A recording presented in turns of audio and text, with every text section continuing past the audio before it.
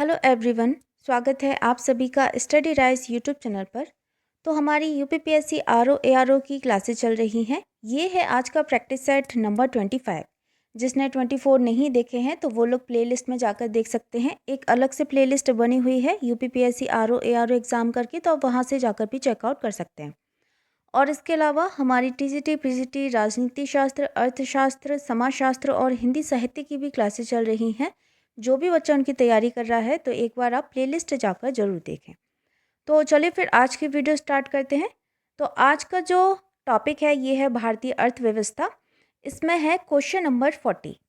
निम्नलिखित में से कौन ब्रेंट इंडेक्स से संबंधित है? तो कच्चे तेल की कीमतें, तांबे के भविष्य की कीमतें, सोने के भविष्य की कीमतें या फिर शिपिंग दर सूचकांक। तो इसमें हमें ये बताना है कि ब्रेंट इंडेक्स से संबंधित कौन है। तो इसमें जो सही है ये हो जाएगा ऑप्शन नंबर ए, कच्चे तेल की कीमतें। तो ब्रेंट इंडेक्स ये कच्चे तेल की कीमतों से संबंधित है। ब्रेंट ये मीठे हल्के कच्चे तेल का वर्गीकरण है जो विश्व भर में तेल क्रय के लिए एक प्रमुख बेंचमार्क मूल्य के रूप में कार्य करता है। तो इसका जो राइट आंसर है ये हो जाएगा ऑप्शन नंबर ए, यानी कि कच्चे तेल की कीमतें। नेक्स्ट है क्वेश्चन नंबर 41। निम्न में से कौन सी योजनाएं कौशल विकास से संबंधित है? स्ट्राइड, स्ट्राइव, संकल्प या फिर श्रेयस। तो नीचे दिए गए कूट में से हमें सही उत्तर का चयन करना है। तो इसमें क्या हो जाएगा राइट आंसर? तो देखो इसमें जो सही है ये हो जाएगा, एक स्ट्राइव हो जाएगा, संकल्प हो जाएगा और श्रेयस हो जाएगा। तो यानी कि इसमें option number C answer right answer होगा, केवल सेकंड, थर्ड और फोर्थ।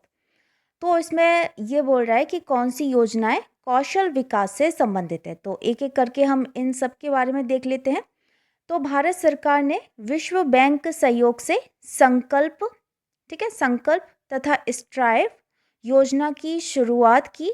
संकल्प योजना का उद्देश्य ये था कि महिलाओं सहित हाशिए पर आधारित समुदायों का विकास करना है और इसके अतिरिक्त अनुसूचित जाति, अनुसूचित जनजाति और दिव्यांग व्यक्तियों को भी कौशल प्रशिक्षण का अवसर प्रदान करना है। फिर इसमें दिया गया है स्ट्राइव। तो स्ट्राइव योजना का उद्देश्य राष्ट्रीय कौशल विकास एजेंसी, राष्ट्रीय कौशल विकास निगम और क्षेत्रीय कौशल परिषद आदि जैसी संस्थाओं को मजबूती प्रदान करने हेतु गुणवत्ता कौशल एवं विकास के लिए एक मजबूत तंत्र विकसित करना है। मानव संसाधन विकास मंत्रालय ने शिक्षुता और कौशल में उच्च शिक्षा युवाओं के लिए श्रेयस योजना शुरू किया। तो इसमें जो सही है ये हो जाएगा option number C, right answer होगा। नेक्स्ट है क्वेश्चन नंबर 42। वैश्विक जलवायु जोखिम सूचकांक किस संगठन द्वारा प्रकाशित किया जाता है? तो संयुक्त राष्ट्र कार्यक्रम, जर्मन वॉच, विश्व मौसम विज्ञान संगठन या फिर विश्व बैंक। तो वैश्विक जलवायु जोखिम सूचकांक ये किस संगठन द्वारा प्रकाशित किया जाता है? तो ये किया जाता है option number B, German watch द्वारा। तो वैश्विक जलवायु जोखिम सूचकांक ये जर्मन वॉच संगठन द्वारा जारी किया जाता है। बॉन और बर्लिन में स्थित जर्मन वॉच एक स्वतंत्र विकास और पर्यावरण संगठन है जो सतत विकास के लिए कार्यरत है। तो इसमें जो सही है ये हो जाएगा option number B, right answer होगा। नेक्स्ट क्वेश्चन के बढ़ते हैं। Question number 43। निम्नलिखित में से कौन सा सही सुमेलित नहीं है? अब जो सही सुमेलित नहीं है वह हमें बताना है। तो महिला समृद्धि योजना 1993, महिला स्वशक्ति योजना 1998, महिला साम्राज्य योजना 1989 या फिर राष्ट्रीय पोषाहार मिशन योजना 2003। तो जो इसमें सही सुमेलित नहीं है वह हमें बताना है। तो देखो सबसे पहले दिया गया है महिला समृद्धि योजना, तो ये 1993 ये सही है। दूसरा है महिला स्वशक्ति योजना 1998, ये भी सही है। महिला साम्राज्य योजना 1989 ये भी ठीक है। लेकिन राष्ट्रीय पोषाहार मिशन योजना ये 2003 में नहीं, ये कब हुआ था? 2001 में, ठीक है, 2001 में राष्ट्रीय पोषाहार मिशन योजना इसकी शुरुआत कब हुई थी? 2001 में हुई थी। तो इसमें जो राइट है ये हो जाएगा option number D, right answer होगा। नेक्स्ट क्वेश्चन के बढ़ते हैं। Question number 44। सूची 1 को सूची 2 से हमें मिलान करना है। तो सूची 1 में दिया गया है पंचवर्षीय योजना और सूची 2 में प्रयुक्त विकास मॉडल। तो इसमें सबसे पहले है प्रथम। तो प्रथम पंचवर्षीय योजना में क्या हुआ था? तो S Chakravarty model, Harrod Domar model, Ashok Rudra model या फिर महालनोबिस मॉडल। तो प्रथम में हुआ था हेरोड डोमर मॉडल। ठीक है, प्रथम में क्या हुआ था? Herod Domar model. द्वितीय में क्या हुआ था? ये हुआ था महालनोबिस मॉडल, महालनोबिस मॉडल। तृतीय में, तो तृतीय में ये हो जाएगा एस चक्रवर्ती मॉडल। तृतीय में कौन सा? S Chakravarty model. और चतुर्थ में ये हो जाएगा अशोक रुद्र मॉडल, अशोक रुद्र मॉडल। ठीक है, तो इसमें देखते हैं, इसमें राइट आंसर है। देखो, इसमें राइट जो होगा ये हो जाएगा ऑप्शन नंबर बी, सही हो जाएगा। ऑप्शन नंबर बी इसमें राइट आंसर होगा। नेक्स्ट है क्वेश्चन नंबर 45। भारत की राष्ट्रीय अर्थव्यवस्था का सबसे बड़ा स्रोत है सेवा क्षेत्र, कृषि क्षेत्र, औद्योगिक क्षेत्र या फिर व्यापार क्षेत्र। तो भारत की राष्ट्रीय अर्थव्यवस्था का जो सबसे बड़ा स्रोत है ये है सेवा क्षेत्र। कौन सा है? सेवा क्षेत्र। तो भारत की राष्ट्रीय अर्थव्यवस्था का सबसे बड़ा स्रोत क्या है? तो ये है सेवा क्षेत्र। इसमें जो सही है ये हो जाएगा option number A, right answer होगा। नेक्स्ट है क्वेश्चन नंबर 46।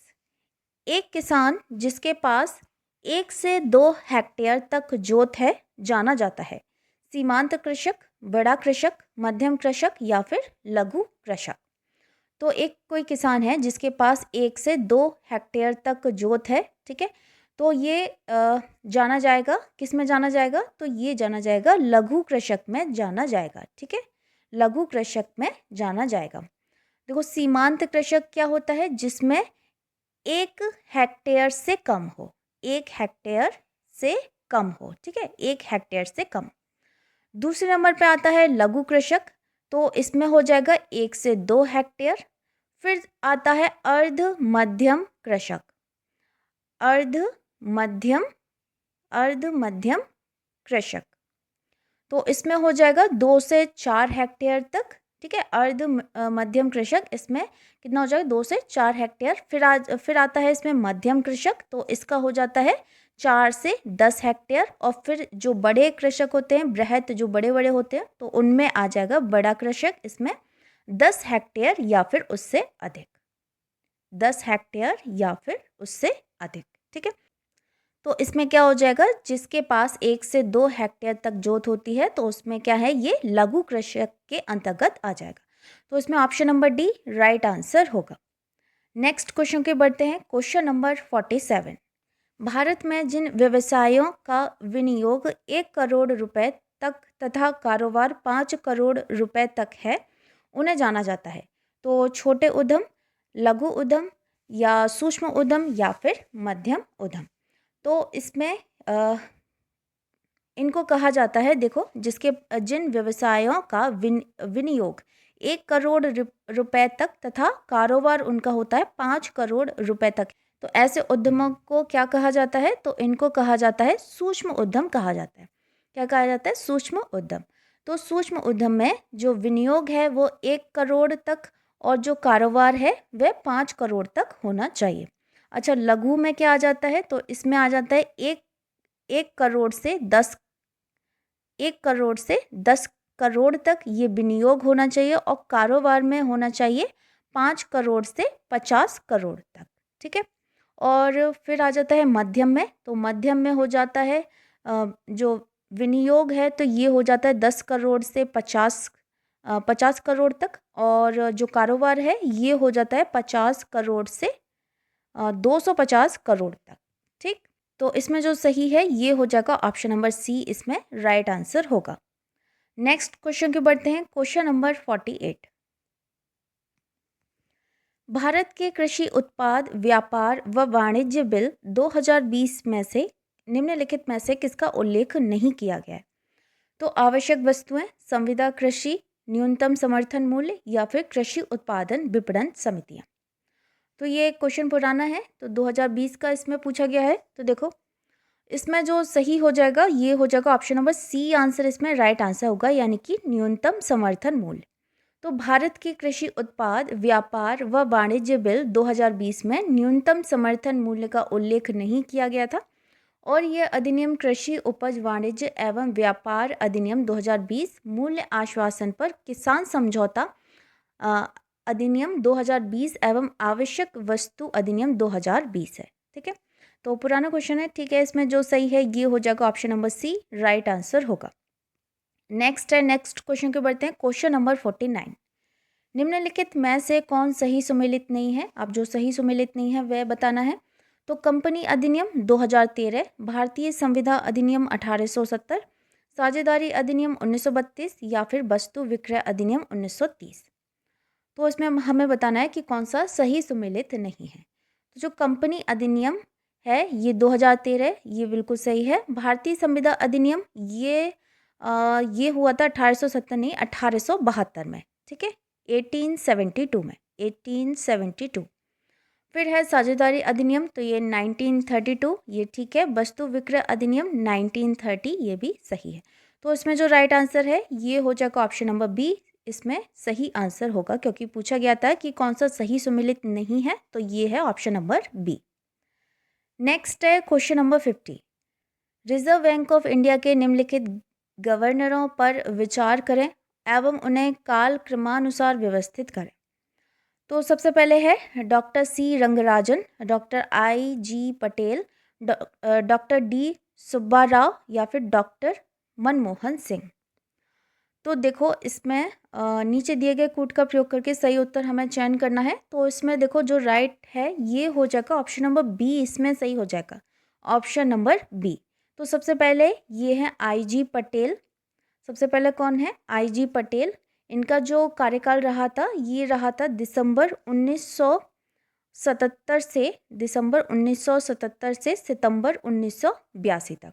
ठीक है, दूसरे हैं मनमोहन सिंह। इनका कार्यकाल रहा था ये रहा था सितंबर 1982 से जनवरी 1985 तक, जनवरी 1985। ठीक है, तीसरे नंबर पर सी रंगराजन। तो इनका कार्यकाल रहा था दिसंबर 1992 से 1997 तक, 1992 से 1997।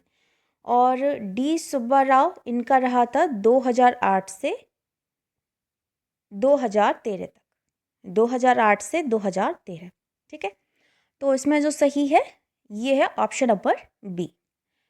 तो फ्रेंड्स ये थी आज की वीडियो अगर आपको पसंद आती है तो वीडियो को लाइक कमेंट शेयर ज़रूर करें और जो भी चैनल पर पहली बार आया है तो चैनल को ज़रूर सब्सक्राइब करें। मिलते हैं नेक्स्ट वीडियो में नेक्स्ट टॉपिक के साथ, तब तक के लिए थैंक यू सो मच।